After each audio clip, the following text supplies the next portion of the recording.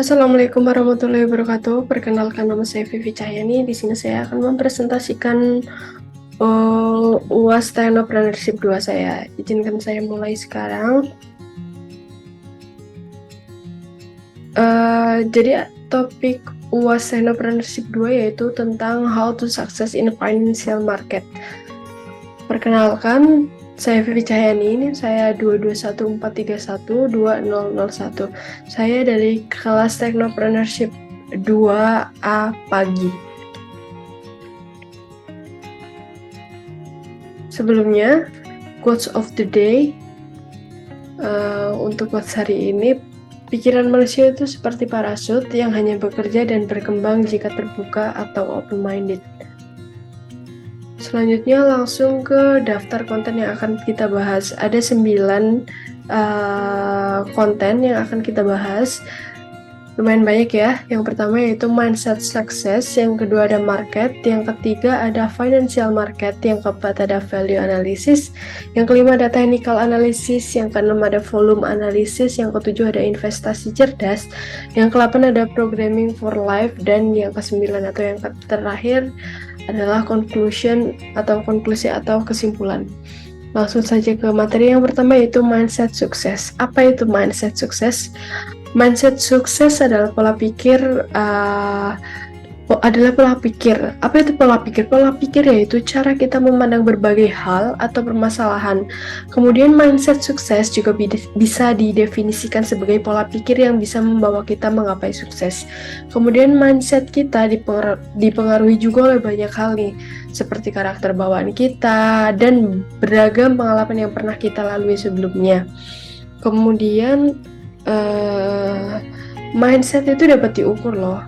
Jadi ukuran mindset itu bisa disebut juga sebagai ukuran karakter.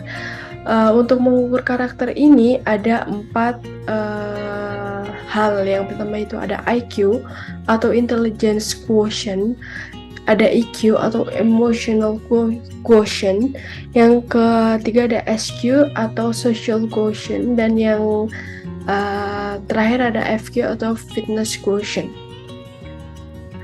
Apa itu IQ?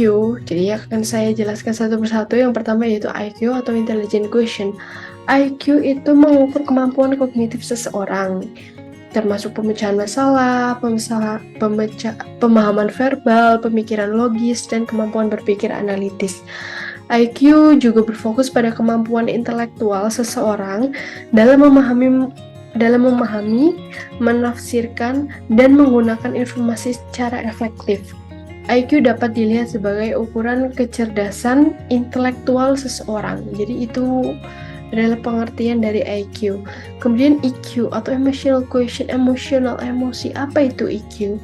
EQ mengacu kepada kemampuan seseorang untuk mengenali, memahami, mengelola, dan mengekspresikan emosi dengan baik. Sudah terlihat ya antara definisi dan istilah. Emotional quotient membaca emosi, seperti itu.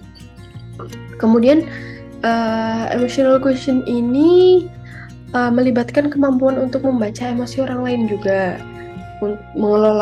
termasuk mengelola emosi pribadi, kemudian menjalin hubungan baik dan berempati dengan orang lain. Itu emotional quotient ya. Selanjutnya ada SQ atau social quotient. Apa itu social quotient? Social quotient mengacu pada kemampuan seseorang untuk berinteraksi secara efektif dalam berbagai situasi sosial. Ini melibatkan keterampilan seperti komunikasi interpersonal, pemecahan konflik, negosiasi, kepekaan sosial, dan kemampuan membangun dan mempertahankan hubungan sosial yang bermakna. SQ berhubungan dengan kemampuan beradaptasi dan berfungsi dalam kelompok sosial. Kemudian selanjutnya ada FQ atau fitness quotient. FQ adalah ukuran dari tingkat kebugaran fisik dan kesehatan seseorang. Ini melibatkan aspek-aspek seperti kekuatan tubuh, daya tahan, kelenturan, tingkat energi, dan tingkat kebugaran. Selain itu, FQ juga berkaitan dengan pentingnya menjaga gaya hidup sehat, olahraga teratur, pola makan seimbang, dan menjaga kesehatan tubuh secara keseluruhan. Jadi berdasarkan penjelasan tadi, meskipun IQ, EQ, SQ, dan FQ itu memiliki perbedaan dalam fokusnya, semuanya saling terkait dan penting untuk mencapai keseimbangan dan keberhasilan dalam kehidupan. Kemampuan untuk mengintegrasikan dan mengembangkan semua aspek ini dapat membantu seseorang mencapai kesuksesan secara menyeluruh dalam kehidupan pribadi dan profesional. Seperti itu. Kemudian ukuran mindset atau ukuran karakter pribadi. Jadi saya memberi skor untuk ukuran karakter saya dari rentang 1 sampai 100, di mana 1 adalah skor terendah dan 100 adalah tertinggi. Skor saya yaitu IQ 80, EQ 70, SQ 90, dan FQ 75. Perlu diingat bahwa ini adalah penilaian subjektif dari saya untuk saya. Kenapa IQ saya beri nilai 80 untuk saya sendiri? Alasannya yaitu karena saya memiliki kemampuan berpikir analitis dan pemecahan masalah yang baik, namun masih ada ruang untuk pengembangan lebih lanjut dalam hal pemahaman verbal dan kecepatan berpikir. Itu alasannya untuk IQ. Kemudian EQ. Kenapa saya beri nilai 70 untuk saya sendiri? Alasannya adalah karena saya memiliki kemampuan yang cukup baik dalam mengenali dan mengelola emosi saya sendiri. Namun, tentu saja kadang-kadang sulit bagi saya untuk berempati dengan emosi orang lain dan menjaga keseimbangan emosional, terutama saat situasi stres gitu. Kemudian SQ, kenapa saya beri 90? Alasannya yaitu karena saya memiliki kemampuan sosial yang kuat dan mampu berinteraksi dengan berbagai orang dalam berbagai situasi. Saya mudah bergaul, bisa memahami dinamika sosial juga, dan memiliki jaringan pertemanan yang cukup luas. Kemudian FQ. Kenapa 75? Alasannya adalah saya memiliki tingkat kebugaran fisik yang cukup baik, rajin olahraga, dan menjaga pola makan seimbang. Namun, terkadang masih perlu lebih banyak usaha untuk mencapai tingkat kebugaran yang optimal dan meningkatkan tingkat energi secara konsisten. Begitu. For your information, PowerPoint yang saya presentasikan ini, source-nya saya ambil dari PowerPoint atau presentasi yang dibuat oleh dosen saya, dosen pengampu Technopreneurship 2, yaitu Pak Wiwit. Jadi isinya bisa dibilang sama persis, hanya beda tata letak, layout, dan template-nya saja gitu. Untuk isinya sama saja. Kemudian kembali ke materi ya. Sebagai catatan bahwa penilaian ini bersifat subjektif dan sesuai dengan penilaian diri sendiri. Skor sebenarnya mungkin berbeda ketika diukur melalui tes atau penilaian yang valid dan objektif. Seperti itu. Kemudian selanjutnya, mindset FQ saya bagi menjadi 3, yaitu ada aset dan liabilitas, ada cash flow, dan ada kuadran. Apa itu aset dan liabilitas? Aset dan liabilitas. Aset yaitu segala sesuatu yang memasukkan uang ke dompet Anda. Aset bisa berupa passive income, dan aset juga bisa diwariskan. Kemudian liabilitas bisa disebut juga sebagai beban. Liabilitas adalah segala sesuatu yang mengambil uang dari dompet Anda. Di sini ada bagannya ya, ada pemasukan pengeluaran. Aset yang termasuk aset ini contohnya yaitu saham, real estate, bisnis ternak, dan lahan produktif. Sedangkan beban itu contohnya dari rumah dan mobil. Bisa kita lihat bahwa aset ini bisa masuk ke pemasukan, sedangkan beban ini malah menambah pengeluaran, seperti itu ya. Ini untuk aset dan liabilitas. Selanjutnya, cash flow. Apa itu cash flow? Jadi ini adalah bagan cash flow. Di sini ada income statement yang terdiri dari income atau penghasilan dan expenses atau pengeluaran, dan ada balance sheet yang terdiri dari aset dan liabilitas. Keduanya saling berkaitan ya, dan terutama untuk aset dan income. Makin tinggi aset, maka income makin tinggi juga. Seperti itu. Kemudian ini ada penjelasan untuk mindset kelas kaya. Bagaimana mindset kelas kaya itu bekerja? Yang pertama yaitu pendapatan atau income diperoleh dari aset-aset yang dimilikinya. Jadi penghasilan mereka itu sebagian besar itu diperoleh dari aset yang mereka punya. Kemudian yang kedua, pengeluaran atau expenses ditekan sebisa mungkin dan menerapkan pola hidup sederhana. Yang ketiga, sisa pendapatan setelah dikurangi pengeluaran selalu dimanfaatkan untuk membangun aset lagi. Kemudian selanjutnya, beban atau liabilitas selalu ditekan seminimal mungkin. Tentu saja untuk menekan pengeluaran juga. Kemudian nilai aset akan selalu meningkat, yang berarti juga pendapatannya selalu meningkat pula. Jadi itulah yang disebut dengan cash flow. Kemudian ada istilah lagi cash flow quadrant. Apa itu cash flow quadrant? Dari namanya ya, ada kuadran, ada 4 bagian, ada E, S, B, dan I. Kita bedah satu-satu. E, S, B, I, E yaitu employee, S yaitu self-employed, B yaitu business owner, kemudian I yaitu investor. Employee atau karyawan. Apa itu employee? Employee adalah orang yang bekerja untuk orang lain atau perusahaan. Pendapatan mereka berasal dari gaji atau upah yang diterima sebagai imbalan atas pekerjaan yang mereka lakukan. Kemudian karyawan cenderung memiliki pendapatan yang stabil, tetapi mereka juga memiliki ketergantungan pada pekerjaan yang mereka miliki.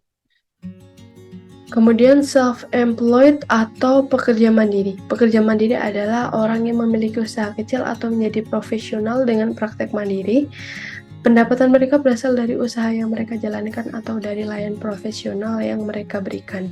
Kemudian pekerja mandiri juga memiliki lebih banyak kendali atas pekerjaan mereka dan dapat mengatur jadwal mereka sendiri. Tetapi mereka juga seringkali harus bekerja keras untuk menghasilkan uang dan masih terbatas pada jumlah waktu yang tersedia untuk bekerja. Kemudian untuk kuadran yang ketiga yaitu B atau business owner atau pemilik bisnis.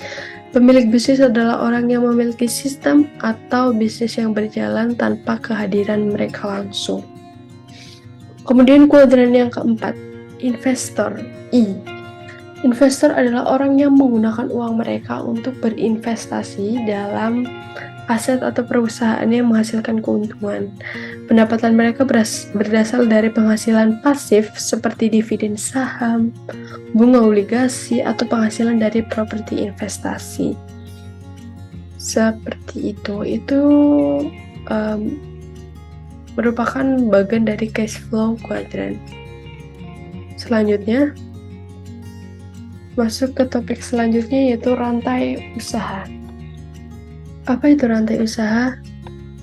Jadi rantai usaha itu bagiannya bisa seperti ini ya. Jadi seperti bagian tidak terbatas karena dihubungkan oleh tanda-tanda panah ini ya. Di sini ada distributor, retailer, konsumen bahan baku, supplier, manufaktur, seperti itu. Jadi dapat disimpulkan bahwa dari awal sampai akhir terbagi menjadi dua, yaitu dari skill menjadi uang atau dari uang menjadi uang, seperti itu. So, mau berbisnis atau membuka usaha, kenali dulu posisi Anda pada rantai usaha dan jadilah a good player. Seperti yang kita pelajari sebelumnya berdasarkan IQ, FQ, EQ, dan SQ. Selanjutnya, market. Apa itu market? Market atau pasar secara tradisional merupakan tempat bertemunya para penjual dengan pembeli. Aktivitas jual dan beli di pasar disebut perdagangan atau trading. Tipe-tipe pasar dibagi menjadi dua, yaitu ada pasar campuran dan pasar spesifik. Lalu bagaimana dengan definisi market pada masa kini yang telah berbasis teknologi?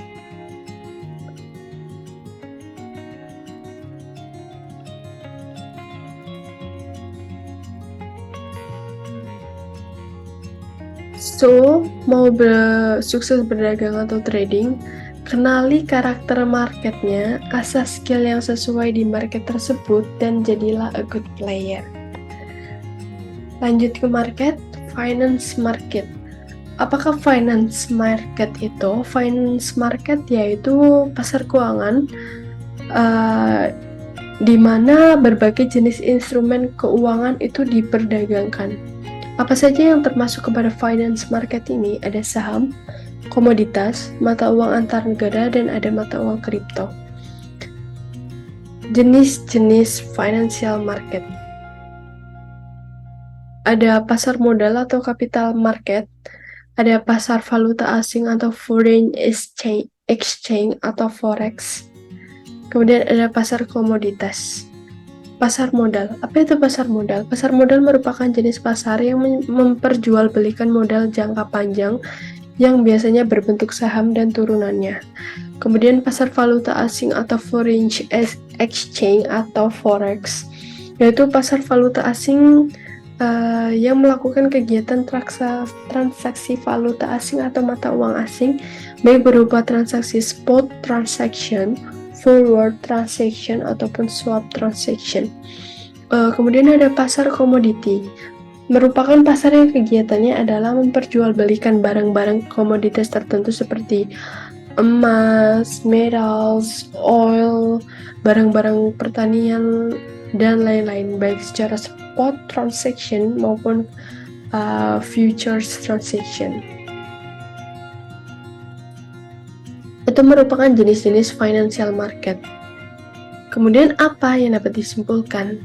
Jadi, financial market ini sama saja seperti pasar tradisional biasa, hanya saja dagangannya lebih spesifik dan biasanya telah didukung dengan penerapan teknologi dalam melakukan transaksinya.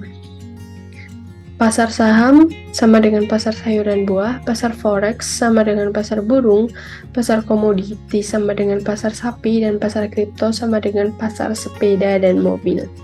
Seperti itu. Jadi itu merupakan jenis-jenis financial market. Selanjutnya, mau sukses berdagang atau trading financial market?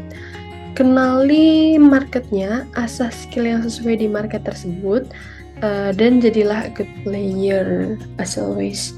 Kemudian topik selanjutnya yaitu mengenai mindset investor atau trading. Mindset investor atau trading. Invest atau trading itu apa sih? Jadi investasi atau trading, kalau investasi itu bertujuan membangun portfolio aset, mendapatkan income dari penghasilan aset, dan tergolong dalam passive income. Pelakunya disebut sebagai investor, sedangkan trading atau bisa disebut juga sebagai berdagang bertujuan memperoleh keuntungan secara langsung atau profit, mendapatkan income dari profit trading, dan tergolong dalam active income bukan passive income, dan pelakunya disebut sebagai trader. Itu merupakan pengertian dari investasi dan trading. Selanjutnya, buy low, sell high. Buy low, sell high. Mindset trading atau investasi itu sederhana, yaitu beli saat harga murah atau turun, lalu jual pada saat harga mahal atau naik. Kemudian strategi investasi dengan cara saving atau menabung atau DCA, seperti ini, bisa digambarkan seperti ini. Strategi menabung rutin atau dollar cost averaging DCA adalah sebuah metode sederhana di mana kita menginvestasikan jumlah uang yang sama setiap bulan ataupun setiap minggu. Strateginya adalah disiplin untuk membeli saham dengan jumlah nominal pembelian yang tetap atau sama tanpa peduli harga naik atau turun. Jadi dari penghasilan selalu dibelikan saham untuk investasi, maksud saya. Kemudian strategi investasi dengan cara trading.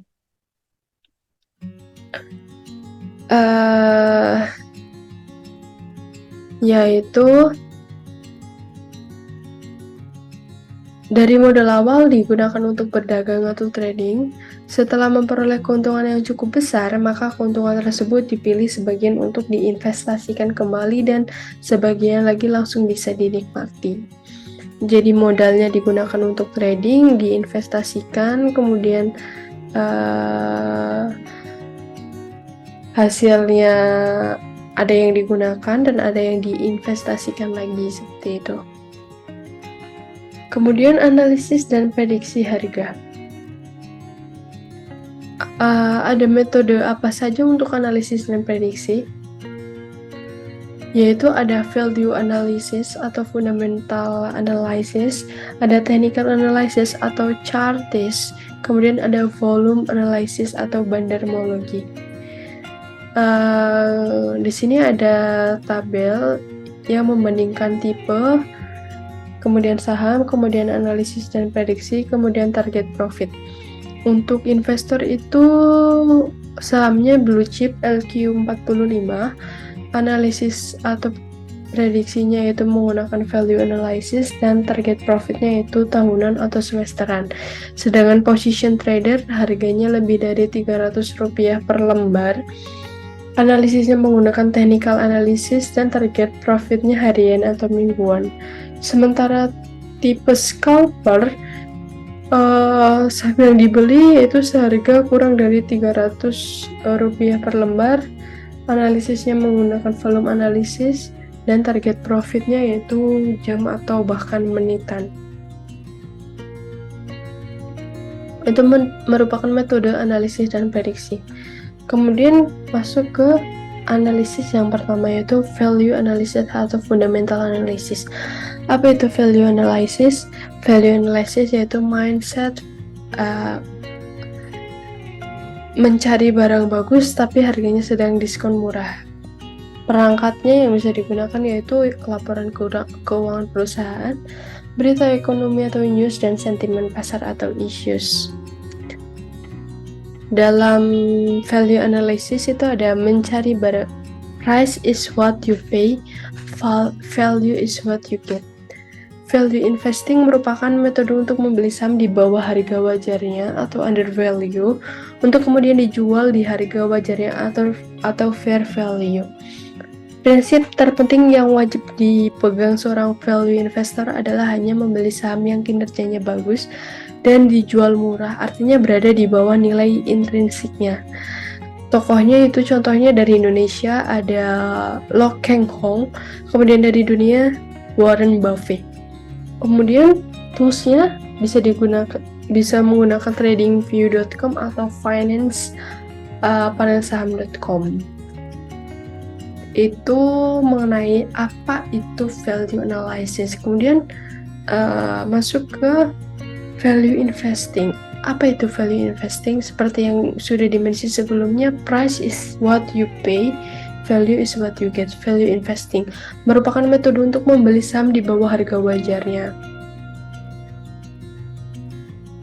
Oh, ini sama dengan yang tadi. Kemudian ada untuk value investing ini ada laporan keuangan perusahaan. Apa itu laporan keuangan perusahaan? Yaitu biasanya perusahaan emiten saham diwajibkan merilis laporan keuangannya secara berkala, baik itu kuartal ataupun tahunan. Dari laporan keuangan tersebut bisa dilakukan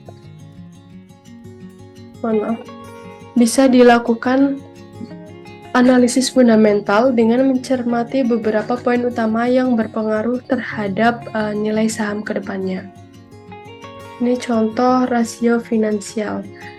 Contoh acuan analisis fundamental yaitu ada 7. Yang pertama ada memiliki kapitalisasi pasar atau market cap-nya lebih dari 500 miliar, kemudian perusahaan tersebut meningkatkan laba atau sahamnya, kemudian tidak memiliki utang terlalu banyak, yaitu memiliki rasio DER atau debt equity rasionya kurang dari 1. Kemudian laba per saham yang dihasilkan perusahaan atau EPS semakin tinggi, semakin baik. Rata-rata price earning ratio atau PER setiap tahun tidak jauh berbeda. Kemudian perusahaan yang memiliki ROE atau ROI tinggi bakal menjanjikan tingkat keuntungan yang tinggi juga. Kemudian rutin membagikan dividen juga. Kemudian berita ekonomi. Apa itu berita ekonomi? Yaitu jika berita bersifat positif maka diharapkan mempengaruhi harga saham naik dan sebaliknya. Contoh beritanya itu ada dari investasi.com, tan.co.id ataupun dari idxchannel.com market news. Seperti itu. Itu untuk value analysis. Selanjutnya yaitu ke analisis atau prediksi yang kedua yaitu technical analysis. Apa itu technical analysis? Technical analysis yaitu metode untuk memprediksi harga, dikenal pula sebagai metode chartist karena mengandalkan chart sebagai media analisisnya. Chart sama dengan grafik harga, yaitu cara menampilkan perubahan harga dari waktu ke waktu, atau bisa disebut juga sebagai data historis. Macam-macam chart dibagi menjadi 3, yaitu ada line chart, ada bar chart, dan ada candlestick. Selanjutnya, line chart. Apa itu line chart? Gambarnya adalah seperti ini. Line chart atau bisa disebut juga sebagai grafik garis menampilkan histori perubahan harga dari waktu ke waktu atau hanya close price-nya saja. Ini untuk line chart. Kemudian bar chart. Bar chart, seperti apa bar chart itu? Gambarnya seperti ini. Bagiannya itu ada seperti ini, ada low, high, open, dan close. Bar chart berbentuk seperti batang lidi yang berjajar. Setiap batang lidi mempresentasikan OHLC atau open, high, low, dan close seperti gambar di atas. Itu untuk bar chart. Kemudian selanjutnya ada candlestick chart. Seperti apa bentuknya? Bentuknya seperti ini. Ini bagan-bagan untuk candlestick. Ada bullish candle, ada bearish candle. Sama-sama memiliki 3 bagan juga. Ada upper wick, body, dan lower wick. Kalau bullish candle itu high, close, open, low. Sementara bearish candle itu high, open, close, low. Candlestick ini berbentuk seperti batang-batang lilin yang berjajar, oleh karena itu disebutnya candlestick. Kemudian apa yang harus dimiliki oleh technical analysis? Mindset apa yang harus dimiliki? Yang pertama itu history repeat itself. Semua hal pasti berulang kembali, harga yang pernah tinggi pasti akan kembali tinggi dan sebaliknya. Harga yang pernah rendah pasti juga akan rendah kembali. Kemudian yang kedua, mindset yang kedua yaitu trend is our friend. Selalu trading dengan mengikuti tren, bukan melawannya. Seperti itu. Kemudian perangkat apa yang digunakan untuk melakukan technical analysis yang diperlukan yaitu tentu saja price action atau posisi harga. Kemudian yang kedua adalah pattern atau pola-pola pergerakan harga. Yang ketiga yaitu indicators atau rumus matematika yang ditampilkan secara grafik. Itu merupakan technical analysis. Kemudian ada price action. Ini merupakan perangkat technical analysis yang pertama yaitu price action, yaitu histori harga suatu saham bisa digambarkan secara grafikal sehingga bisa dimanfaatkan untuk melakukan analisis dan prediksi harga saham ke depannya. Analisis dan prediksi menggunakan hanya data histori harga ini disebut dengan price action. Ini contohnya menggunakan candlestick chart. Kemudian yang kedua yaitu ada patterns. Patterns adalah pola pergerakan harga yang bisa dijadikan acuan untuk memprediksi harga selanjutnya. Ada 2 pattern yaitu candlestick pattern dan chart pattern. Kita ke candlestick pattern. Bentuknya seperti ini, candlestick pattern. Ada banyak jenisnya juga, ada bullish engulfing, ada Morningstar, ada bullish pin bar, bullish harami, bearish engulfing, evening star, bearish pin bar, dan bearish harami. Ini contoh candlestick pattern yang pin bar. Ini jika ada yang seperti ini berarti dia merupakan potential direction pin bar dan efeknya. Ini untuk candlestick. Kemudian yang kedua ada chart patterns. Macam-macam chart patterns ada banyak. Di sini ada 10. Ada bearish, double top, head and shoulder, rising wedge, expand triangle, triple top, double bottom, inverted head and shoulder, falling wedge, expanding triangle, dan triple bottom. Kemudian contoh chart patterns double top. Ini ada first peak dan second peak, dan ini bisa disebut sebagai neckline karena bentuknya. Ini bisa disebut sebagai double top dan efeknya. Itu merupakan jenis-jenis pattern ya. Kemudian yang terakhir ya perangkat technical analysis yang terakhir yaitu ada indicators. Indicators atau indikator adalah sebuah alat atau tools yang memberikan data dari hasil perhitungan rumus tertentu untuk mengukur dan menilai kondisi pasar sehingga trader bisa memprediksi arah market selanjutnya. Sederhananya, indikator membantu para trader untuk memberikan sinyal beli atau jual. Ada beragam indikator yang dikenal.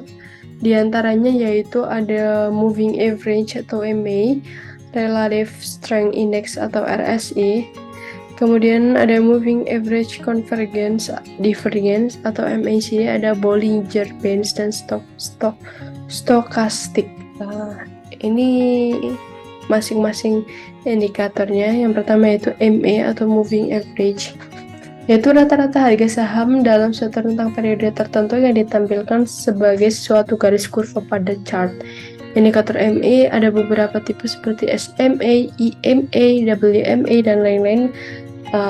MA ini ditandai dengan akhiran MA. Ini contohnya. Ini adalah MA. Selanjutnya adalah stochastic. Dikembangkan oleh George Land pada tahun 1950, stochastic masih menjadi salah satu indikator trading yang populer hingga hari ini. Indikator ini berguna untuk menilai momentum atau kekuatan tren yang memprediksi harga dengan cara membandingkan rentang harga tertinggi dan terendah dengan harga penutupannya selama periode waktu tertentu. Ini adalah contoh gambarnya. Kemudian ada indikator Bollinger Bands. Adalah salah satu indikator teknikal yang digunakan untuk mengukur volatilitas dan menentukan arah tren pergerakan harga. Kemudian apabila volatilitas sedang tinggi, maka jarak kedua band upper and lower makin melebar. Sebaliknya, volatilitas pasar yang rendah akan terlihat pada jarak kedua band yang semakin menyempit. Ini bisa dilihat di gambar ya. Ini untuk indikator.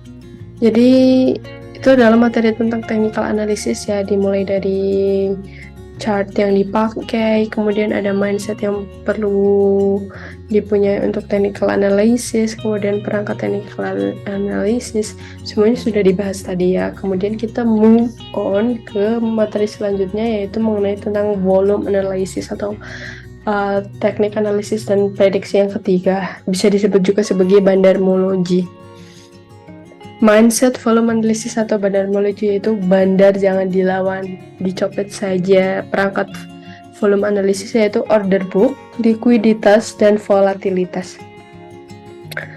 Volume analysis hanya berlaku pada market saham dan cryptocurrency dan tidak berlaku pada market forex ataupun gold.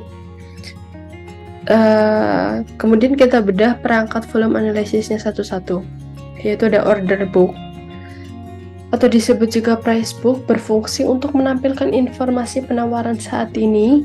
Order book berisi harga bid, harga offer, jumlah antrian bid, jumlah antrian offer, hingga jumlah order yang dipasang. Tujuan membaca order book adalah untuk mencari harga yang terbaik.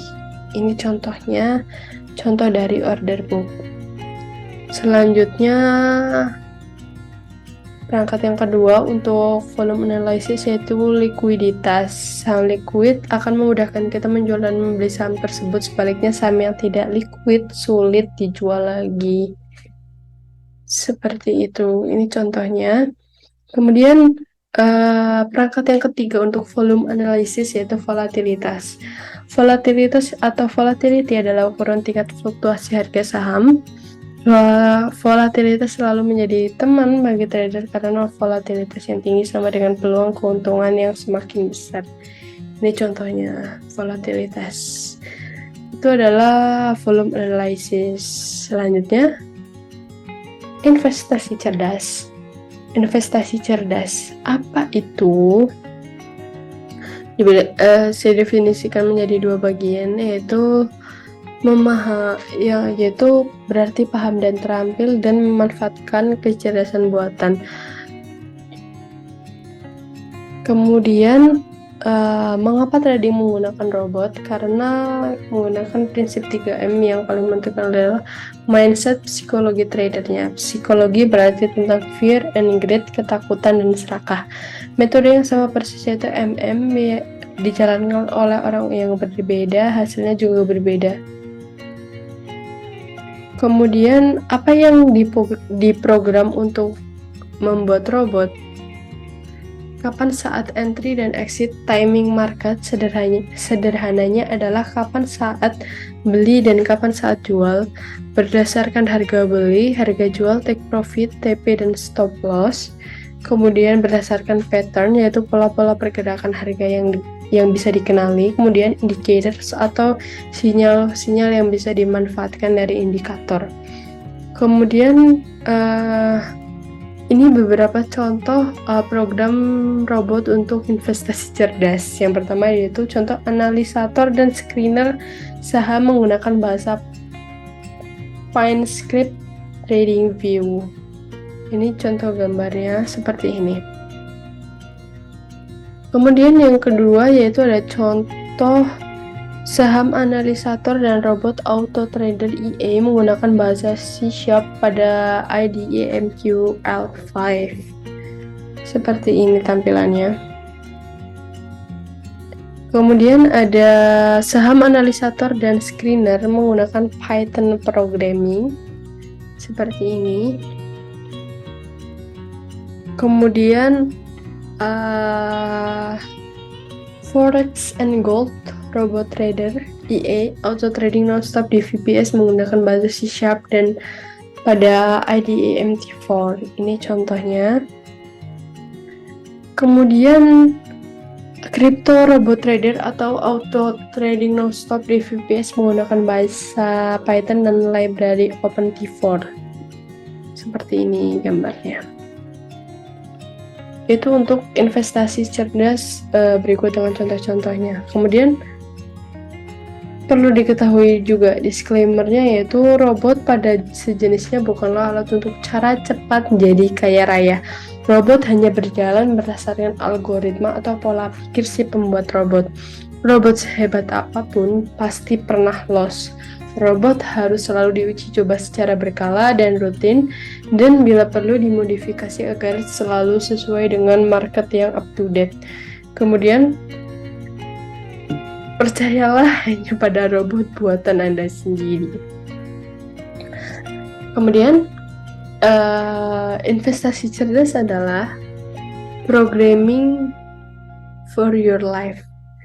Maksudnya apa? Maksud dari programming for your life dalam hal ini adalah manfaatkan skill programming Anda untuk memudahkan Anda dalam trading maupun berinvestasi. Kemudian ke topik yang terakhir yaitu konklusi. Yang pertama yaitu financial market adalah sarana atau media untuk berbisnis, investasi maupun trading. Bisa menjadi kaya dengannya, tapi bukan cara cepat kaya. Kemudian, yang kedua, untuk bisa sukses di suatu market, kenali marketnya, karakter marketnya, aturan mainnya, para pemainnya dan strategi permainannya. Lalu berlatihlah dan bertumbuh kembanglah dengan normal, bukan secara instan. Yang ketiga, konklusinya yaitu apa yang telah disampaikan ini hanyalah pembuka. Bagi langkah kita selanjutnya masih dibutuhkan belajar lebih dalam, latihan menerapkan metode yang telah dipelajari, dan pengalaman yang membutuhkan waktu atau sering disebut jam terbang. Seperti itu. Terima kasih. Special thanks juga untuk Pak Wiwit Harulambang yang sudah berbagi ilmunya selama 1 semester ini. Terima kasih karena sudah membagikan ilmunya di mata kuliah Technopreneurship 2 ini. Semoga menjadi ilmu yang bermanfaat bagi kita semua. Terima kasih.